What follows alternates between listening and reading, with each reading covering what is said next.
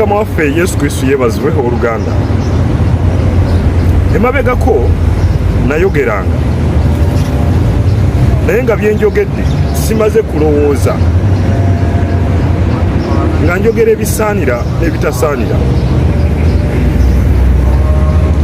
Nabwe kityo mu nsi mwe tuwangaalira, abantu bafunye amannya amanene, bafuuse basereebu, balina feemu olw'ebigambo bye boogera. Naye ekikulu si kyakufuuka sereebu, ekikulu si kyakufuna feemu, ekikulu si kyakufuna linnya ly'amaanyi. Ekikulu bigambo ki byoyogedde. Oyinza okufuna erinnya ery'amaanyi naye ng'ebigambo ebyo waliwo gwe bizikiriza. Oyinza okufuna erinnya ery'amaanyi oba feemu oba okufuuka sereemu naye ng'ebigambo by'okozesezza biyina gwe biwadde obulamu. Mu Bayibuli ekitabo kya Tito essuula ey'okubiri olwenya olusooka wagamba nti, naye gwe yogera ebisaanira, okuyigiriza okw'obulamu. Ebiseera ebisinga ebigambo bye twogera tumale nga okubirowooza.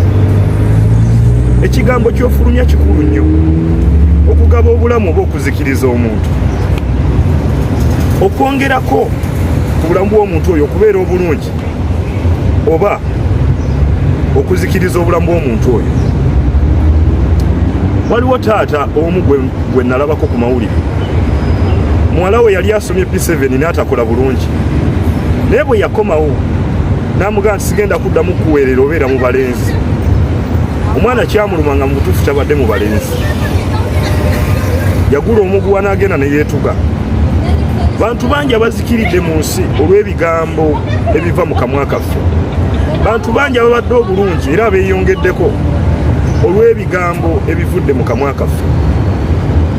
Lowoozanga nnyo ku kigambo ky'ogenda okwogera eri omwana, eri omuntu gw'owangaala naye oba abantu be tubeera nabo. Nga tonnaba kukifulumya, ekigambo ekyo kigenda kuleeta kigyali. Ekigambo ekyo kigenda kumwongerako ki?